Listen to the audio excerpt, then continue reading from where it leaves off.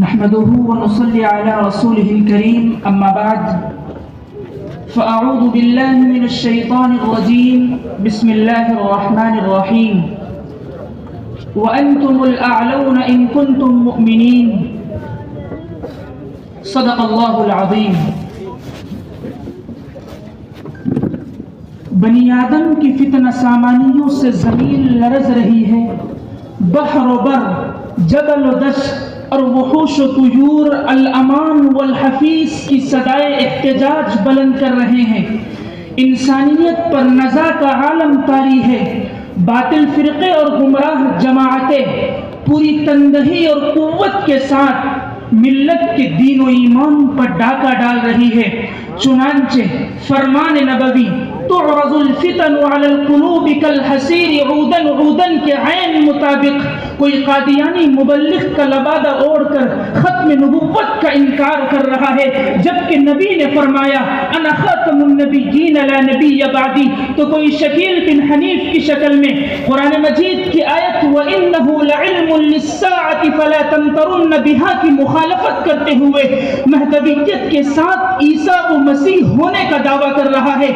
ایک طرف امریکہ میں بیٹھا زندیق اور کافر مطلق یونس گوہر شاہی سوشل میڈیا کا سہارا لے کر انما الہکم الہ واحد کا انکار کرتے ہوئے خدائیت کا پرچار کر رہا ہے، تو وہیں دوسری طرف 10x10 کے کمرے میں بیٹھ کر سرزمین پاکستان سے تعلق رکھنے والا مردود مرزا انجینئر رافضیت کے شانہ بشانہ ہو کر صحابہ کرام کی عظمت پر کیچڑ اچھال رہا ہے، حالانکہ قرآن کا فرمان ہے رضی اللہ عنہم ورضوا عنہ. ایک طرف فتنہ انکار حدیث کا بانی عبداللہ چکڑالوی اور اس کے متبعین نبی رحمت کی زبان مبارک سے نکلی ہوئی روشنی کو بجھانے کی کوشش میں ہے، جبکہ قرآن کہتا ہے وَمَا آتَاكُمُ الرَّسُولُ فَخُذُوهُ وَمَا نَهَاكُمْ عَنْهُ فَانْتَهُوا. تو وہی دوسری طرف علاج معالجے کے نام پر فیاض بن یاسین نامی شخص امت کے عقائد پر حملہ آور ہے. ایک طرف فتنہ دیندار انجمن کا بانی صدیق حسین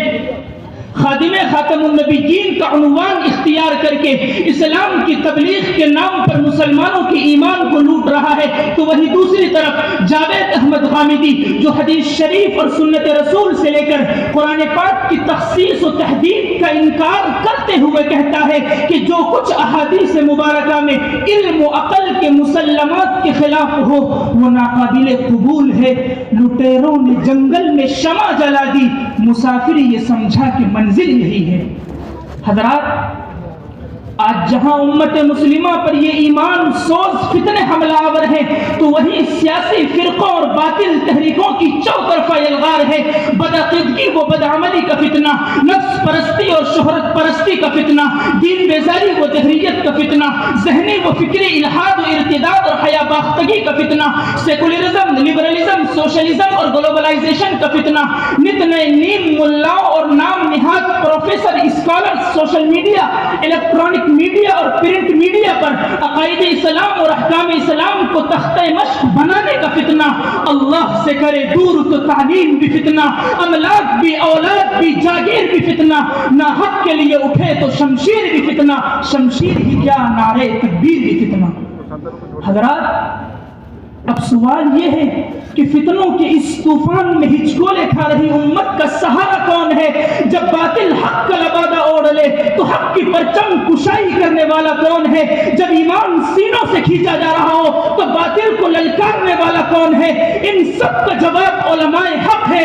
لہذا فرمان نبوی يحمل هذا العلم من كل خلف عدوله ينفون عنه تحریف الغالین وانتحال المبطلین وتعبیر الجاہلین کے تحت وارثین انبیاء اپنی ذمہ داری کو سمجھتے ہوئے اتحاد و اتفاق کی رسی کو مضبوط کر کے مکمل تیاری کے ساتھ میدان میں آئیں. وَجَادِلْهُمْ بِالَّتِي هِيَ أَحْسَنُ کے مطابق باطل کو دلائل کی روشنی میں دندہ شکن جواب دیں. وَادْعُوا إِلَى سَبِيلِ رَبِّكَ کے مطابق خواتین کی ہفتہ واری اجتماعات اور خصوصی نشستوں کے ذریعے ایمان کی اہمیت اور ان فتنوں کی سنگینی کو بیان کریں. مساجد و مدارس سے وابستہ علماء گلی کوچوں میں منظم اور مؤثر انداز میں مکاتب کا جال پھیلائیں. تعلیم بالغان کے میدان کو مزید وسیع کریں. تبلیغ سے وابستہ علماء کرام شکیلی اور مرزائی عقائد و نظریات والے افراد پر کڑی نظر رکھیں. اپنی جماعتوں میں عقائد اسلام اور ضروریات دین پر بھی گفتگو گفتگو کریں۔ اسکول و کالجز سے وابستہ علماء کرام انجینئر اور خامدی کے مہلک نظریات سے بچانے کے لیے کالجوں، یونیورسٹیوں اور اسکول سے جڑے افراد سے ہر ہفتہ خیر سگالی ملاقات کا نظام طے کریں، ان کے ذہن و دماغ سے شکوک و شبہات کا ازالہ کریں۔ خدمت خلق اور بیت المال سے وابستہ علماء کرام سلم بستیوں اور دیہات کے مسلمانوں میں راشن کٹس اور وظائف تقسیم کر کے انہیں اسلام پر استقامت بخشیں۔ عصری تعلیم یافتہ علماء کرام انٹرنیٹ اور سوشل میڈیا کا استعمال کر کے باطل کے ایوانوں میں کوہرام مچا دے۔ محافظین ختم نبوت، محافظین شریعت اور محافظین اسلام ہر محاذ پر مضبوط پہرا دیں اور اپنے عمل سے یہ اعلان کریں کہ مدہوش نہیں، بیدار ہیں ہم، ہر آہٹ پہ تیار ہیں ہم، سمجھے نہ کوئی غافل ہم کو، اسلام کے پہرے دار ہیں ہم، وما علینا الا البلاغ۔